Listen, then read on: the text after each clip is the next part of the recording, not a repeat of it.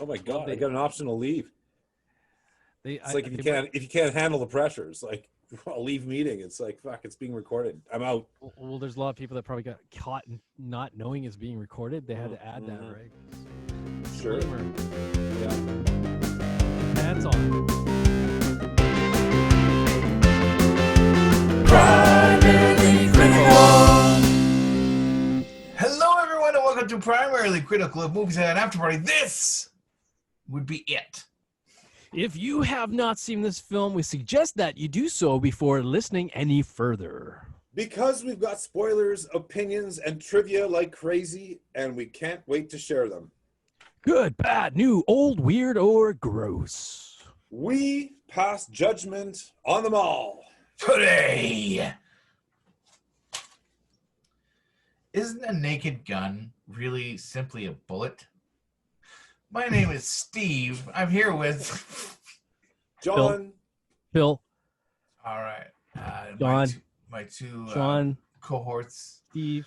Yeah. Wait, Today's pick is The Naked Gun, a Leslie Nielsen classic. This one was made in 1988, right? It came out. 1988. Yeah. Man, it brought back memories. It brought back memories. Did it ever? Holy cow. Did you guys ever watch The Police Squad, the TV show? Don't recall. I did not. No? No. Okay. My brother did, but I never did. Okay. So I was watching the movie way back in the day, and my brother's telling me, "Hey, there's this funny TV show called The Police Squad. That's what this movie's based. That's what this movie's based on." And I never actually saw any of that. Now, did what's his Leslie Nielsen star in Police Squad as well, or is it? Yeah, he did. So. Okay, he did. Yeah. Okay, there we go. Of course, sorry, Steve. Go ahead. They only made a few cast changes. For the movie. I'm thinking OJ was not in Police Squad. I'm just going to go on a limb with that one. That's correct. That's right. He was. Okay. They recast one of the characters from the TV show and used OJ Simpson because he was an up and coming guy at the time. Okay. He was there we go. Recently discovered talent. Yeah. No. Why is this like? Why does it seem that this is OJ's like? Obviously he had some bigger roles, but this is probably his most famous role. Is that not true?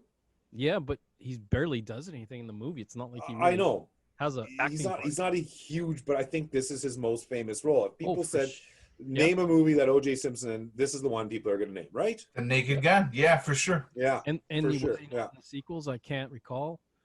I think he was. I don't remember. How long has it been since you watched this movie? I think I've saw it when I was, it came out probably in the 90s. I probably, or around 1988, 1990 or whatever.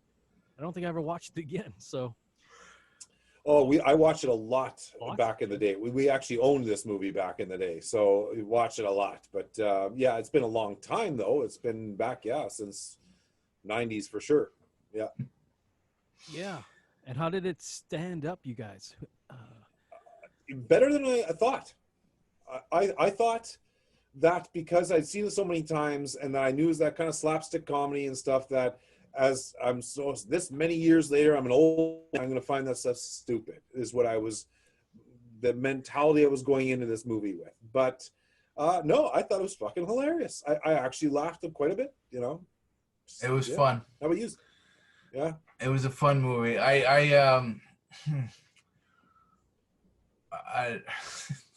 don't know what I was gonna say. I had a brain fart. It's an extremely silly, shallow story, right? There's not much to that, but the way they act, the comedy, and how they play the jokes, you never know when a joke's gonna hit you. I remember what I was gonna say. And the props and it's almost hard to follow the storyline because you're trying to pay attention to the jokes. Oh, yeah. The gags. You're waiting for the next gag, and you're not actually paying attention to the story. Storyline, yeah. So what is the story? It actually still to this day is a little confusing to me. Okay. Steve, or you want to? It's just in a nutshell, there's the rich guy, Fantasy Island guy, whatever his name is. Ricardo Montalban. He's Vincent Ludwig. Yeah. Okay. All right. Yeah. So he's obviously into the business of shipping heroin, right? Right. Well, he's the bad guy. You know, he's the bad guy right away. So. Yet he's a rich, very rich, powerful man that is so powerful that he has actually ties to the security of the Queen. Am I understanding this right? Or not the security, but so he has something to ties to handling something with the Queen, right? Right. You're digging deeper than I think you'd ever want to dig in this movie. Okay. Well, he just knows where and when the Queen is going to be. Yeah, but he's got some silly idea. He's going to hypnotize people, and he's perfected a way to use people, weaponize them. Yes, but he's also sitting at the ball game in the same box as the Queen, right? Yeah. So he's that influential and that powerful of a man, and he's dealing with heroin. Well, yeah. Nobody knows about his other side, I guess. Okay. His criminal. I guess. Yeah, I don't know. You can get that rich through drugs, but I don't know if you can get that influential through drugs. Exactly. That's the problem. That's right. You can have that much money, but you're not going to be consorting with the Queen, right? Well, yeah. Apparently, there's one funny scene where they're a lot of the movie takes place at the end at the ballpark, right? At the baseball game. And there's a couple just like grungy looking guys sitting in her box seats, and they have to shoo them away. Yeah. Like, it's so informal. It's like as if she would go to an American baseball game and eat a hot dog or. No, she wouldn't do that. Well, she passed on the hot dog, I believe. Oh, right? yes, she passed on the. Yeah. And on She's that note, that peasant food. Come on, you know. There's so many. It's hard to even tackle all the gags and things that happen. So maybe we could go over some highlights or something. Well, okay, sure. So what sparked the whole investigation is O.J. Simpson's character Nordberg. Yeah. He gets killed on a boat, right? Yeah. He gets gunned down by like 10 people. But he doesn't die. And he hits his head on a thing, and then he puts his hand on the stove. He gets paint on his arm. Yeah. And then he steps in a bear trap. Yeah. Yeah. That is because of course there'd be a bear trap in the middle of the room. Yeah. Right. Of course, because this is a brilliant movie. If you haven't seen it, that's right off the top of the movie. That's what sets the tone. Also, there's the scene where Frank he's out. And he stops all these terrorist meeting. And he's like, well, yeah, that's fighting actually everyone. That's in Beirut. Yeah, that's right. But what I was going to say was Nordberg survives. That's the thing. That's what sets it all off. Nordberg survives, and he's able to communicate that he was on this boat, and the boat was owned by our big Vincent Ludwig. Yeah. Right. And so we don't know the background of why Nordberg, he was obviously investigating some heroin thing, and it ended up tying to this Vincent Nordberg. Yeah. And he tries to bring him down by himself, and he doesn't die. He gets constantly throughout the movie, he just keeps getting abused or killed. Yeah, which is really funny because he ends up being a really nasty guy. Yeah. And we enjoy watching him suffer. Yeah. It's true. So, okay, the whole plot of this thing is really lame, though, when you stop and think about it, right? Because not only is he a heroin dealer, but he's also a hitman. So what do we know about Vincent Ludwig other than that he's a heroin dealer and a hitman? Because he was hired to kill the Queen. Remember we saw that guy come in with all the cash in a meeting there, right? Yeah. So this is all we know about him. Yet he gets to, consort with the Queen, and yet he has all these. He presents himself like he's almost like a historian. He's got these amazing artifacts from all his world travels. He met with this person. This was blah blah blah. He's got all these artifacts from amazing people, amazing places in the world. He's refined. He's got that kind of guy. But he's really, all we know about him is that he deals in heroin and he's a hitman.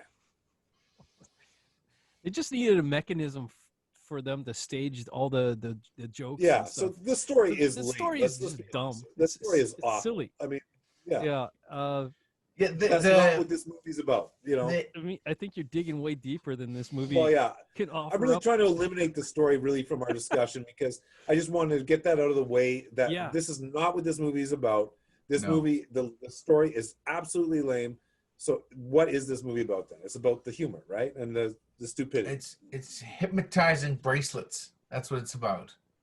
Right. That was the supernatural element was people are able to be hypnotized by wearing a bracelet.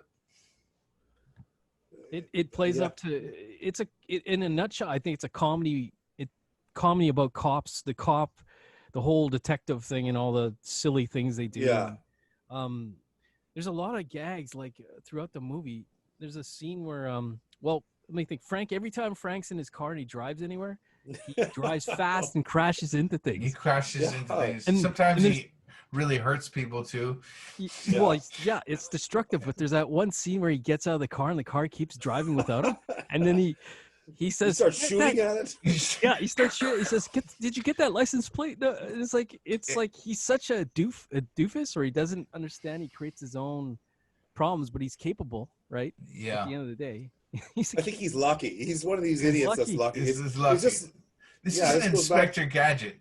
There's a big difference between Inspector Gadget and Frank Drebin. Because Frank Drebin, I think, is actual menace. He's dangerous. He's dangerous. Well, yeah. Throughout the movie, the whole baseball scene, he not only impersonates or takes over for the opening anthem singer, right? He takes over for Enrique Palazzo. Yeah, Palazzo, and then he takes over as the umpire. And it was silly because he's there trying to frisk all these baseball players. But like when you finally see who's gonna try to shoot them, it's Reggie Jackson, right? Yeah. And as if you couldn't see him from a mile away walking towards the Queen. Like a robot, So we had to go through all the silliness, but it was so funny. I don't know. There's so many gags. Like how many? It's just one gag to the next gag. I mean, that's really what this movie is, right? It's just a line of gag after gag, but they're quality gags. They're quality, funny stuff. You know, I mean, it is. It's funny stuff. We did find out that Frank Drebin killed 5 people in a park. That's right. Remember that? Shakespeare in the Park, right? Because he thought it was Shakespeare in the Park. He thought it was a murder. And he killed these 5 actors. But the punchline of that joke was, at the very end, they say, and good actors. Well, as if that makes a difference. The wit and the humor comes so fast at you, and it's like they move on. You don't dwell on the jokes. There's no like look at the camera because everybody's playing it serious. It's pretty deadpan, like pretty like as if it's not funny. It's just fact that stupid things are happening and ridiculously over the top things are happening around them. And he's at the center of the storm all the time, and he causes a lot of it. Yeah. There's oh man, as a kid I remember some of the scenes, of course, of the violent things like the dummies that are always flying out. Like at the end of the movie when OJ's character goes, he's like, "Hey, great man, you're gonna starting money. You're back on the force," and then he gets patted on the back and sent down the stadium. And then once again, he's probably gonna be in a cast for the rest of his life. Yeah. Or the way they dispatch of Vincent at the very end when he falls over and he gets ran over by multiple things. He's dead. Doesn't one of the guys say that? Oh, that was the way my father went, or something like that. And there's always that, right? Like there's always people looking at it and saying, "Yeah, that's the way my father went." Like, I know it's ridiculous. Yeah, I mean, everything.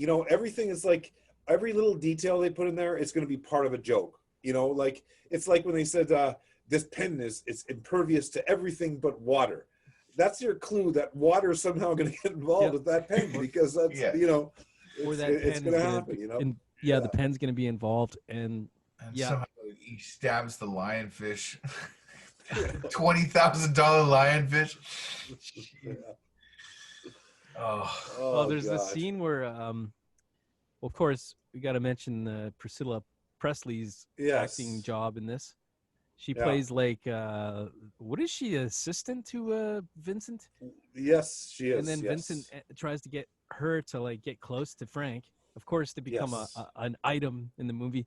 Yeah. But there's that one scene where she's trying to get some Frank requests some files or something, and they go into the office, and she gets up on this ladder, and he's looking up at her and says, "Nice beaver."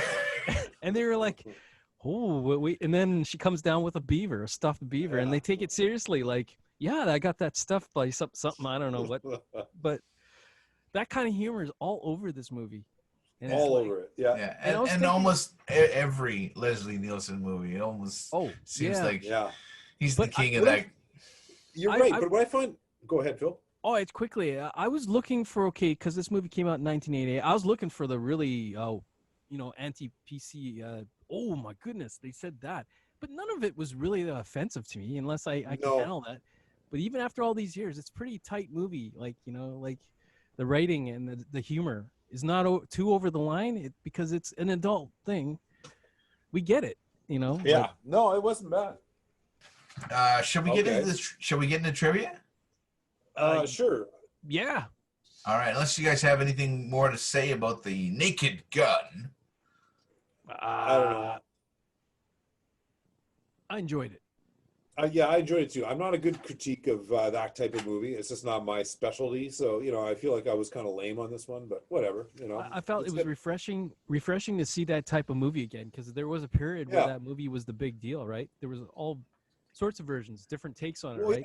Yeah. I think we should also mention airplane movies, right? Of course. It's just not, this is really in the same genre, and it's one takes place on an airplane, one's about cops, one's about whatever other movies have been around. So absolutely. It's true. Same actors, a lot of them too, like Leslie Nielsen's been in. This is probably the thing he's known for the most, right? You've seen him in other does he do anything else other than this? I've seen him in different movies or TV things in the past, but this is what he's known for. That he's a serious role. Has he ever played a serious role? He was in the Twilight Zone movie. Was it Creep Show movie, and he plays a bad guy in it, along with Ted Danson. Yeah, it's if you remember the Creep Show movies. I do remember the Creep Show movie. Well, I know Creep Show 2. The first one, not so much. Yeah. Yeah, it's a decent flick. So. Yeah. Well, maybe we should check out Leslie Nielsen in other roles. I don't know. Yeah, that would be interesting. That might be interesting. Someone will have a best of or something out there for you. Yeah. All right. This movie is a big screen continuation of the cult cop spoof series Police Squad from 1982. The title was changed to avoid confusion with Police Academy film franchise, which I totally get. Wouldn't have thought of, but totally get. Yeah, that was right at the same time. Yep. Which were also co-created by Pat Proft. David Zucker remembers that they were given a list of about 20 potential titles, and they chose The Naked Gun because it promised so much that it couldn't possibly deliver. Perhaps unintentionally, it also mirrors TV show series to movie adaptation The Nude Bomb, which followed up on the television series Get Smart. Get Smart, Inspector Gadget, there was Police Squad, there's a lot of a Police Academy, there's a lot of making fun of cops back then. Well, this movie is like the pinnacle of making fun of cops or something. Like it's a total like have fun with being the whole policing world. Yeah, this reminds me of The Simpsons, that episode of bad cops, and I don't know if you guys ever saw that, but it kind of this is like the act with actors, that same kind of idea. Yeah, it's like a live version of exactly. Yeah. And it was there's so many cop shows on TV or in movies, right? So this takes the piss out of them and makes fun of some of the silly things that cops are involved with, right? Like there's that scene where there's the line of the dead body in the water.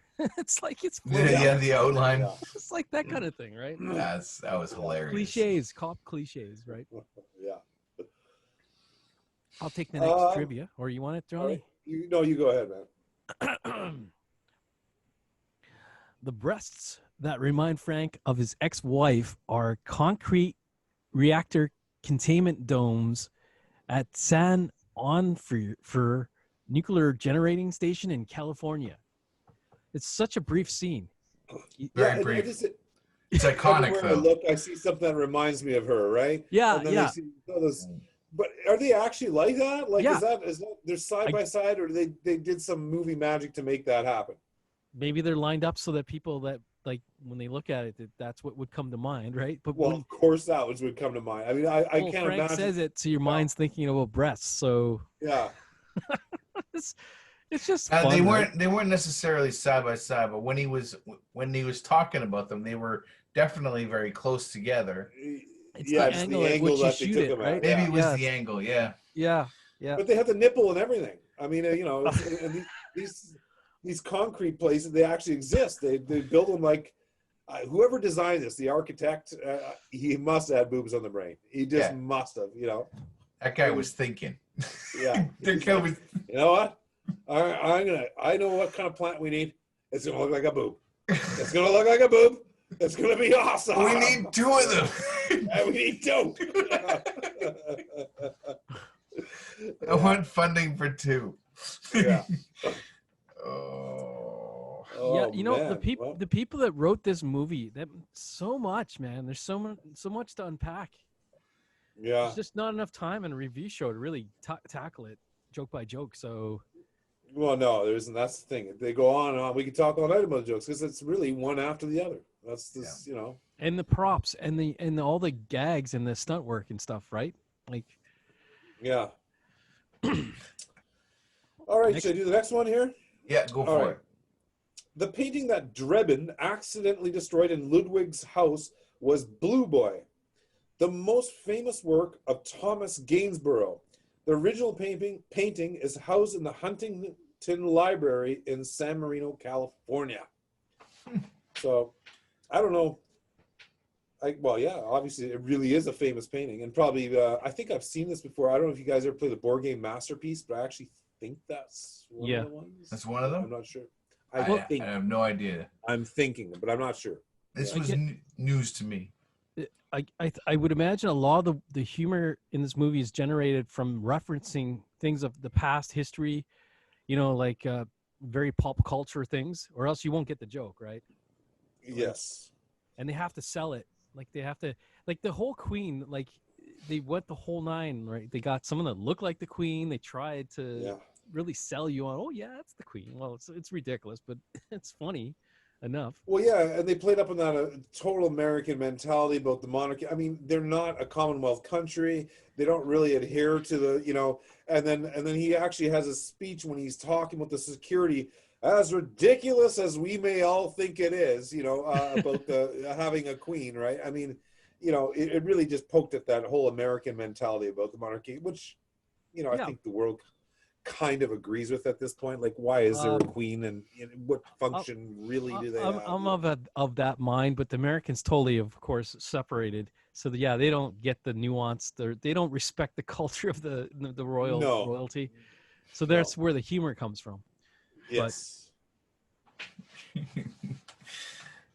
All right. Keep in mind, these trivia points, they're from IMDb, unsubstantiated. So this is one of 3 1988 comedies that feature a scene in which a villain is run over by a steamroller. The others are A Fish Called Wanda, 1988, and Who Framed Roger Rabbit, 1988. So that year was the year of the steamroller. Yeah. Steamrolling, yeah. I remember all that. I do. That's great. Really? You remember both those in The Fish Called Wanda? I can recall the Fish Called Wanda scene for sure. And it's much more dramatic the way they shot that one. And of course, Roger Rabbit was animation part live action. But of course, the scene in Naked Gun is totally over the top. It's how long they go running them over with different means of. Oh, you got to top it off with a marching band, Yeah, and even after all that, the fob or whatever gets triggered and turns Priscilla Presley's character into a the killer. fob survived. Yeah, yeah. It's awesome. Yeah. Oh fuck. Oh jeez. You know, to act comedy like that, that must have been a lot of work to get it right, and all the different setups and stuff. Like just like that O.J. Simpson scene where he's just hopping around that choreographed scene. He's all that effort to get one joke. Like, hey, you know, it's all about who the joke is for. Yeah, like, you know what? It was a successful movie. It had another 2 sequels, so you know it did its job, right? Wow, look at that budget, $12 million, box office $140 million at the time. Yeah, that's quite a friggin' what a profit. return on their investment, eh? No doubt. Question for you guys: directed by David Zucker, written by Jerry Zucker is one of the writers. Are these? They must be related. Zucker is not. I think they're brothers, right? Zucker brothers. I don't know, but I remember the opening of the movie. It said, "This is a Zucker Abrams Zucker production." So these 3 guys, I'm thinking, have worked together before, probably with Leslie Nielsen, and who directed Airplane? I don't even remember that came out in like 1979 or something, right? It's an older movie. Yeah, it's older. It's definitely older than Naked Gun. That was it kind of seemed to me like the Naked Gun series was the cap on Leslie Nielsen's slapstick comedy career. You know. Well, he did Mr. Magoo. Oh yeah, I think that was his last big budget movie, I think. Okay. I think I did the math on it. He was 62 when he took on the Naked Gun movie. So, and he was a very physical role. Wow. Right? He had to when he peels off that tuxedo, he actually looks pretty buff. You know, I mean, unless that was a body double of some sort. You know. Yeah, I don't know how much of it's fake or stand-ins or whatever, but a lot of it, you know, looked like he did a lot of the physical work. So kudos to that acting, and he's just so good at it, right? Like the scenes are played so deadpan. His face just plays really well into it. It's true. Can you name someone else who did what he did?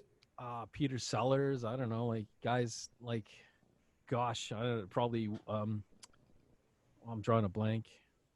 Dude that did oh gosh, man. Go ahead, guys. You're not thinking Rodney. You're not thinking Rodney Dangerfield.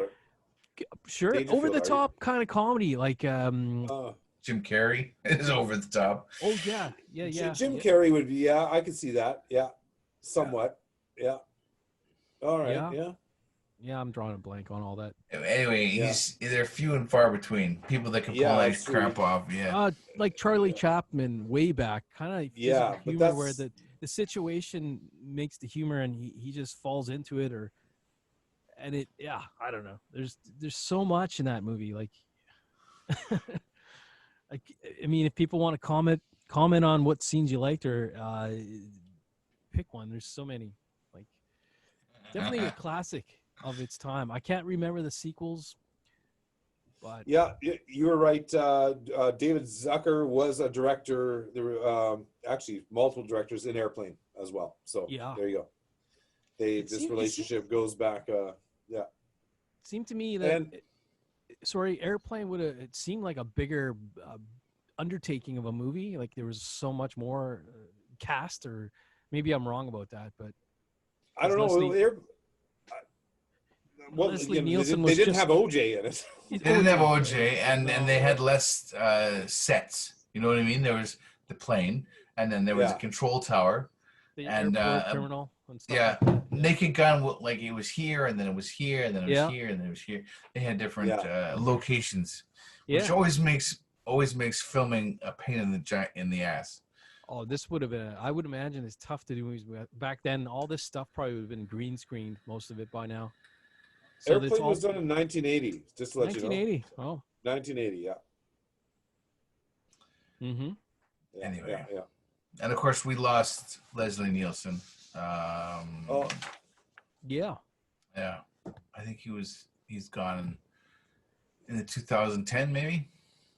I was just reading up about it the other day. I can find out. That's okay. It's okay.